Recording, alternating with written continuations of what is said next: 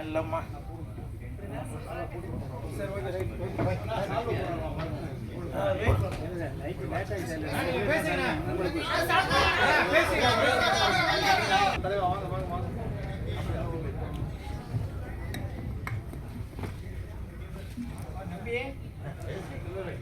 மேடையில் அமர்ந்திருக்கும் அனைவருக்கும் வணக்கம்.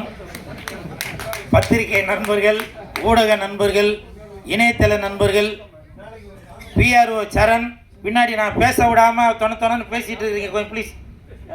சார் வாங்க சார், வாங்க. நம்பி சாருக்கு வணக்கம், பிஆர்ஓ சரண் அவர்களுக்கு வணக்கம். மேடையில் பேசி கைத்தட்டல் வாங்குற அளவுக்கு நான் பெரிய பேச்சாளர் இல்லை. தயவு செஞ்சு நீங்களே ஒரு தடவை கைத்தட்டிருங்க. இந்த கைத்தட்டல்கள் அனைத்தும் தமிழ்நாடு சிறு முதலீட்டு தயாரிப்பாளர் சங்க தலைவர் திரு அன்பு செல்வன் அவர்களுக்கு தான் போய் சேரும். அவருக்கு என் மனமார்ந்த நன்றி. இந்த நிகழ்ச்சி இவ்வளவு சிறப்பாக, அதாவது நானும் எவ்வளோ நிகழ்ச்சிகளுக்கு போயிருக்கேங்க. பெரிய பெரிய நடிகர்கள், பெரிய தயாரிப்பாளர்கள் வந்தாக்க ஒரு சத்தம் போட்டு சிரிக்க முடியாது, ஒரு ஜாலியாக இருக்க முடியாது. ஆனால் இந்த இடத்துல அவ்வளோ ஒரு கல்யாணத்துக்கு வந்த மாதிரி, நம்மளோட சொந்தங்களெல்லாம் பார்த்த மாதிரி அப்படி ஒரு மகிழ்ச்சியாக இருந்தது. அதனால தான் இதுக்கு வந்து முப்பெரும் விழா அப்படின்னு சொல்லி வச்சுருக்காங்கன்னு நினைக்கிறேன். ஸோ இந்த நிகழ்ச்சியை ஏற்பாடு செய்த தலைவர் தமிழ் செல்வன் அவர்களுக்கு என் மனமார்ந்த நன்றிகளை தெரிவித்துக் கொள்கிறேன். அப்புறம் ஆர்கே அன்பு செல்வன் சாருக்கு மிக முக்கியமாக ஒரு நன்றி. எதுக்காக அப்படின்னாக்க, நான் இது வரைக்கும் நான் 500-1000 நிகழ்ச்சிகளில் கலந்துருப்பேன். ஒரு சில நிகழ்ச்சிகளில் மட்டும்தான் நிகழ்ச்சி ஆரம்பிக்கிறதுக்கு முன்னாடி தமிழ் தாய் வாழ்த்து போடுவாங்க. அப்படி பெருமைக்குரிய அந்த தமிழ் தாய் வாழ்த்தை இந்த நிகழ்ச்சி ஆரம்பிக்கும் போது அதை போட்டிங்க பார்த்தீங்களா, அதில் தான் உங்களுடைய பற்று என்ன அப்படின்றது தெரியுது. ஏன்னா இப்போ நம்ம சங்க நிர்வாகிகள் எல்லாரும் வந்திருக்கும்போது, தயாரிப்பாளர்கள், இயக்குநர்கள் வந்திருக்கும்போது அவர் வந்து பொங்கி எழுந்து பேசுகிறார். ஆனால் அவர் உள்ளுக்குள்ள ஒரு நல்ல ஒரு அன்பான, பண்பான, பாசமான, ஒரு நேசமான உள்ள மனிதர் தான். அவர் பார்க்குறதுக்கு பழப்பழம் மாதிரி தான் இருப்பார். உள்ளுக்குள்ளே தான் அந்த சொலை வந்து எவ்வளோ இனிப்பாக இருக்குது, அதில் கொட்டை இருக்குது அப்படின்றது எல்லாமே நீங்கள் அந்த பழப்பழம் பார்த்தாக்கா உங்களுக்கு தெரியும். அதற்கு உதாரணமாக உள்ளவர் தான் இந்த ஆர்கே அன்பு செல்வன் சார். உங்களுக்கு என் மனமார்ந்த வாழ்த்துக்கள். உண்மையிலே சொல்கிறேன், 2031 நீங்கள் அரசியலுக்கு வந்தால் உங்களுக்காக முதல்ல குரல் கொடுப்பவன் இந்த கூல் சுரேஷ்.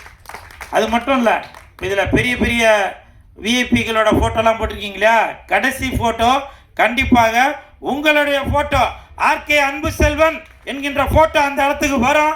அதற்காக நான் கண்டிப்பாக உழைப்பேன் என்பதை இந்த நேரத்தில் நான் உறுதியாக சொல்லிக்கொள்கிறேன். அப்புறம் நேரங்காலம் ரொம்ப கம்மியாக இருக்குது, அதனால் நிறையா பேசணும்னு வந்தேன். அதனால் சுருக்கமாக முடிச்சுக்கிறேன். இந்த சங்கத்தில் உள்ளவங்க எல்லாருமே என்னுடைய நண்பர்கள் தான். பட்டுவாக இருந்தாலும் சரி, பிஆர்ஓ கார்த்திக்கு, என்னுடைய இயக்குனர் பேர் மறந்து போச்சு சார், என்ன பேர், இளையராஜா, அப்புறம் மாதேஷ் சார், இப்படி பல பேர் எல்லாருமே உங்களெல்லாம் சந்திக்கும்போது என்னுடைய குடும்ப நிகழ்ச்சிக்கு வந்திருக்க மாதிரி தான் என்னுடைய தயாரிப்பாளர் திரு மனோகரன் அவர்கள், முத்து மனோகர். நான் வந்து உள்ளே செல்லாதீர்கள் அப்படின்ற ஒரு படத்தில் கதாநாயகனாக நடிச்சிட்ருக்கேன். நடித்து முடித்தாச்சு. விரைவில் அந்த படம் ரிலீஸ் ஆக போகுது. அந்த படத்தோட தயாரிப்பாளர் முத்து மனோகர் சார் வந்திருக்காங்க. இயக்குனர் இளையராஜா சார் வந்திருக்காங்க. இப்போ நான் இது எதுக்காக சொல்கிறேன்னாக்கா, இவங்க 2 பேரையும் அழுத்தி சொல்கிறேன் அப்படின்னா, மாதே சார் கூட வந்திருக்காங்க. அவரோட படத்தில் நான் நடிச்சிருக்கேன், டம்ளர் படத்தில்.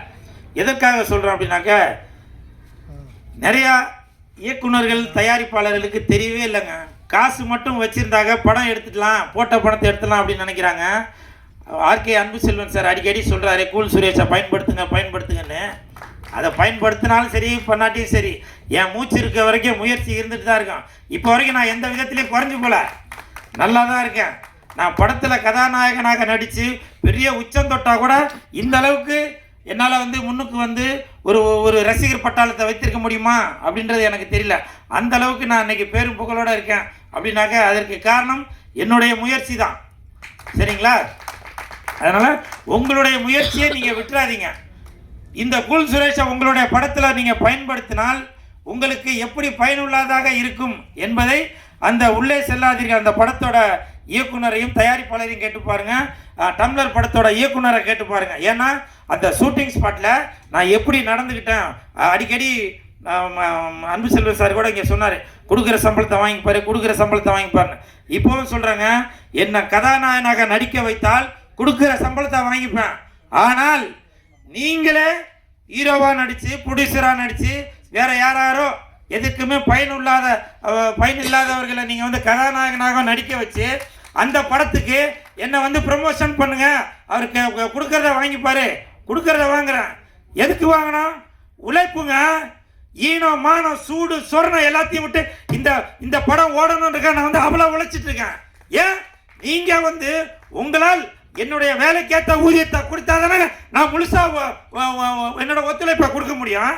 யோசிச்சு பாருங்க, நான் கதாநாயகனாக நடித்து கொண்டும் படங்களுக்கு கூட அது ஓடிடியோ மற்றபடி அதை வந்து வியாபாரம் ஆகிறதுக்காக எந்தெந்த டிஸ்ட்ரிபியூட்டர் இன்னும் வேற யாருன்னா தயார் அவங்க கையில் காலில் விழுந்து கூட அந்த படம் வியாபாரம் ஆகிறதுக்காக அந்த தயாரிப்பாளர் சேஃப்டி ஆகணுன்றக்காக நான் அவ்வளோ உழைப்பேன். ஆனால் அது சொன்னால் தெரியுமா, இப்போ கூட அவர் இன்னும் ஜோதிமணி சார்கிட்ட பாவம் நிறைய இடத்துல பணத்தை கொடுத்துட்டியாம் என்கிட்ட வந்து கேட்டார். நான் வந்து அப்போ கூட விவரத்தை சொன்னேன். அவரை பார்த்தா சரீரா இருக்க மாதிரி தெரியலங்க, ஏமாந்துறதுன்னா ஏமாந்துட்டார். நானும் எவ்வளோ நிகழ்ச்சிகளுக்கு போயிருக்கேன், ஜெயித்தவங்களுக்கு தான் அவார்டு கொடுத்துட்டு வரேன். ஆனால் இந்த இடத்துல தோத்தவங்களுக்கு நீ அடுத்த கட்டமாக ஏணி மாதிரி ஏறிக்கிட்டே போகணும் அப்படின்னு சொல்லி அவார்டு கொடுத்துருக்கேன். அது வந்து நான் ரொம்ப பெருமையாக நினைக்கிறேன். இந்த நேரத்தில் இந்த நிகழ்ச்சிக்கு வந்த அனைவருக்கும் என் மனமார்ந்த நன்றிகளையும் பாராட்டுகளையும் தெரிவித்துக் கொள்கிறேன். அப்புறம் மேட்ருக்கு வருவோம். ஏப்ரல் முடிஞ்சிருச்சு, இப்போ மே 4ஆம் தேதி ஓட்டு எண்ணி ரிசல்ட் வரப்போகுது. எல்லோரும் வந்து யார் வரப்போகிறதுன்னு சொல்லி ஒரு கற்பனையில் இருக்கிறான். நீங்கள் நினைக்கிற மாதிரி அவங்க வரலாம். ஆனால் இந்த நேரத்தில் டிவிகே தலைவர் விஜய் சார், உங்களுக்கு நான் ஒரு ரிக்வெஸ்ட் ஒன்று வைக்கிறேன். நான் உங்களுடைய ரசிகன். துல்லாத மனமும் துள்ளும் அந்த படத்தில் நீங்கள் கூலுன்னு ஒரு செயின் போட்டதுலேருந்து உங்களுடைய ரசிகன் நான். அந்த ரசிகனாக இருந்து உங்கள் பாதம் தொட்டு உங்கள் காலில் விழுந்து நான் ஒரு ரிக்வெஸ்ட் ஒன்று வைக்கிறேன். ரிசல்ட் வந்ததுக்கப்புறம் வெற்றியும் வரும், என்ன வேணாலும் வரும். ஆனால் அதை தாங்கிக் கொள்கின்ற மன வலிமை ரசிகர்களுக்கும் தொண்டர்களுக்கும் வேணும். அந்த ரசிகர்களும் தொண்டர்களும் தயவு செய்து ஏதாவது, நான் என்ன சொல்ல வரேன்னு புரியும்னு நினைக்கிறேன்.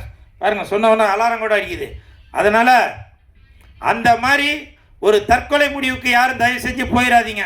இதை நான் எதுக்காக சொல்கிறேன் அப்படின்னாக்க, இப்போ ஓட்டு போடுறதுக்கு முன்னாடியே நிறையா பெண்மணிகள் சொன்னாங்க, விஜய் சார் மட்டும் ஜெயிக்கலைன்னா நான் என் வீட்டில் உள்ளவங்களுக்கெல்லாம் மருந்தை குடிச்சு சாவடிச்சிடுவேன். இது வந்து சிரிக்க வேண்டிய விஷயம் இல்லை, சிந்திக்க வேண்டிய விஷயம்.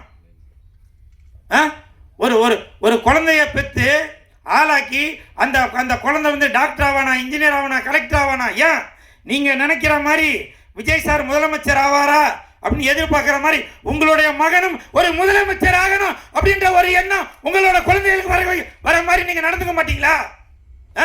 விஜய் சார் ஆகலைனாக்க நான் உடனே மருந்தை குடிச்சு என்னோட குடும்பத்தில் உள்ளவங்களுக்கு மருந்தை வச்சு கொண்டுருவேன் அப்படின்னு நிறையா பேர் சொல்லிட்டு வரீங்க. அது மனசுக்கு ரொம்ப வேதனையாக இருக்குங்க. நான் விஜய் சாரோட ரசிகன் தான். எனக்கு உங்களோட பிரமாதமாக எனக்கு பேச தெரியும். ஏன் நீங்கள் இந்த மாதிரிலாம் பேசுகிறதால தான் உங்களை வந்து தற்குறி அணிலே அப்படின்னு சொல்லிட்டு வராங்க. தயவு செய்து விஜய் சார், உங்களுடைய ரசிகனாக இருந்து சொல்கிறேன், உங்களுடைய ரசிகர்களும் தொண்டர்களும் தவறான முடிவு எதுவும் எடுக்கக்கூடாது. நீங்கள் ஜெயிப்பீங்க தோப்பீங்க, அது ரெண்டாவது விஷயம். ஏன்னா ஒரு தலைவனுக்கு வெற்றி தோல்வி என்பது வரும் போகும். அதை தாங்கிக்கக்கூடிய சக்தி தொண்டர்களுக்கும் ரசிகர்களுக்கும் வேணும். அதனால தயவு செய்து நீங்க நாளைக்கே இதுக்கு ஒரு முடிவு கட்டுங்க. என்ன வேணா அறிவிப்பு வரும். அதனால தொண்டர்களே ரசிகர்களே எந்த ஒரு தவறான முடிவு எடுத்துட்டு வராதீங்கன்னு. அதே மாதிரி இன்னொன்னு சொல்றேன், யாரு முதலமைச்சர் ஆனாலும் சரி, எப்படி ஓட்டு போடும்போது ஒன் ஷாப்லாம் மூடினீங்களா கடையை, அதே மாதிரி ரிசல்ட் வர அன்னைக்கு தயவு செய்து இந்த பூச்சி மருந்து விற்கிற கடை, தூக்கு போடுறதுக்கு கயிறு விற்கிற கடை, அப்புறம் ட்ரெயின் குறைஞ்சபட்சம் ஒரு 10 நாளைக்கு ட்ரெயின்லாம் நிறுத்தி வைங்க. எந்தெந்த இடத்துல தற்கொலைகள் எல்லாம் நடக்குமோ அது எல்லாத்தையும் இழுத்து மூடுங்க. இது நான் வந்து சிரிக்கிறதுக்காக சொல்ல வரல, சிந்திக்கிறதுக்காக சொல்ல வரேன். ஒரு உயிர் போனாலும் நீங்களே இதுக்கு முன்னாடி பார்த்துருப்பீங்க, சில அரசியல் தலைவர்கள் ஜெயிக்கணும் அப்படின்றதுக்காக நாக்கறுத்து பார்த்துருப்பீங்க. நான் சும்மா விளையாட்டுக்கு சொல்ல, வரலாறை திருப்பி பாருங்க தெரியும். அப்போ உள்ள காலகட்டத்துக்கு இப்போ உள்ள காலகட்டத்துக்கு வித்தியாசம் வேற ஆயிப்போச்சு. அப்ப நாக்கு அறுத்துக்கிட்டாங்க, இப்போ கழுத்தையே அறுத்துக்கக்கூடிய சூழ்நிலையில கூட இருக்கிறாங்க பல பேர். அதனால தயவு செய்து சொல்றேன், விஜய் சார் உங்க பாதம் தொட்டு கேட்கிறேன், அன்னைக்கு அந்த மாதிரி கடைகள் எல்லாத்தையும் மூடுங்க. நீங்களும் ஒரு அறிக்கை கொடுங்க, தவறான முடிவு யாரும் எடுக்கக்கூடாது அப்படின்னு. நீங்க கண்டிப்பாக ஒரு இடத்துல நீங்க ஜெயிச்சுக்கிட்டு தான் வரீங்க. அது அந்த முடிவில் தான் நான் சொல்றேன். நீங்க இந்த அறிக்கையை தயவு செய்து தமிழக மக்களின் சார்பாக உங்கள் ரசிகனின் ஒருவனாக நான் உங்களுடைய பாதம் தொட்டு கேட்டுக்கொள்கிறேன். அதே மாதிரி இப்போ 4 பேர் முதலமைச்சர் போட்டிக்கு நிற்கிறாங்க. எடப்பாடி ஐயா நிற்கிறாங்க, மு.க. ஸ்டாலின் ஐயா அவர்கள் இருக்காங்க, விஜய் சார் நிற்கிறாங்க, சீமானந்தன் நிற்கிறாங்க. அந்த 4 பேருமே சினிமா பேக்ரவுண்ட்லேருந்து வந்தவங்க. ஆனால் சினிமாவுக்காக எந்த சலுகையும் கொடுக்கல.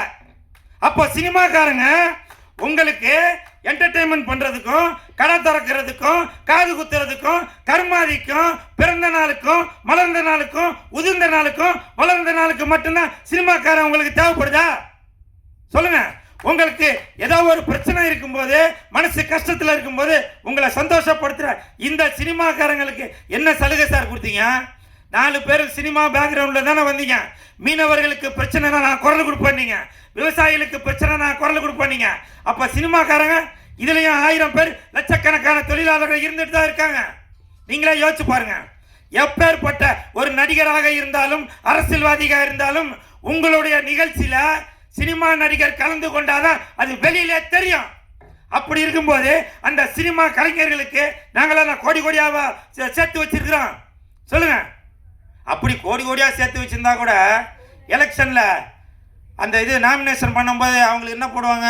எங்களுக்கு 10,000 தான் இருக்குது, வெறும் 100 கோடி தான் இருக்கு, 150 கோடி தான் இருக்கு. ஆனால் கோடிக்கணக்கில் இருக்கும்.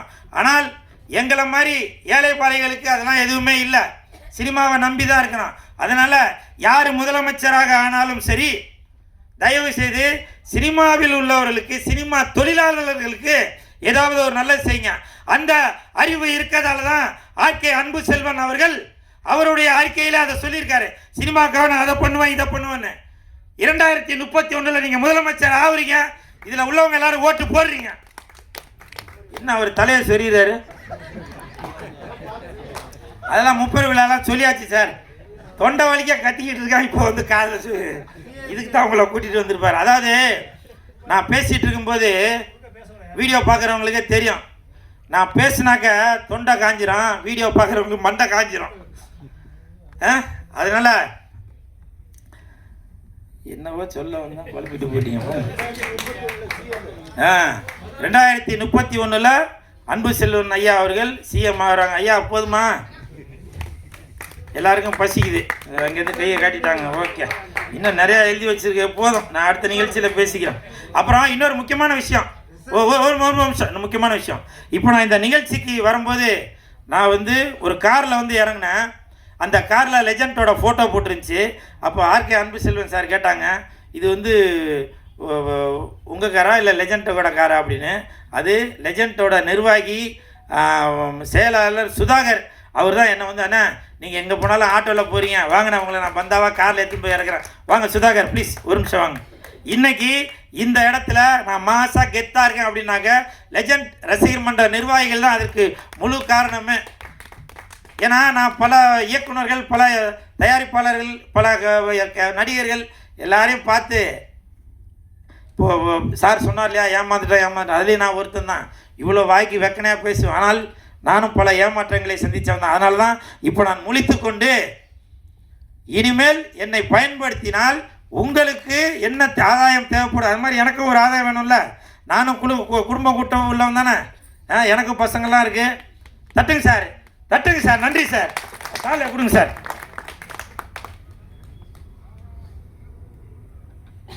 ரொம்ப நன்றி சுதாகர், மிக்க நன்றி, மிக்க நன்றி. இப்போவும் சொல்கிறேன், லெஜண்ட் தான் என் பேச்சு, லெஜண்ட் தான் என் மூச்சு, லெஜண்ட் தான் என் வாட்சு. இந்த லீடர் படம் ஓடுச்சோ ஓடலையோ, அந்த படம் ஓடுதோ இல்லையோ, இவர் வச்ச பப்ளிசிட்டி இருக்குது பாருங்க. தமிழ்நாடு முழுக்க கூல் சுரேஷை பார்க்க ஆளே கிடையாது. அந்த படம் ஓடுறதுக்கும் இன்றைக்கி தமிழ்நாடு தெரிஞ்ச காரணமே கூல் சுரேஷ் தான். இந்த லெஜெண்டு படம் சரவணங்கிறது மாரி இனிமேல் லெஜெண்டு கூல் சுரேஷ். நன்றி நன்றி நன்றி நன்றி நன்றி மிக்க நன்றி. ஓகே.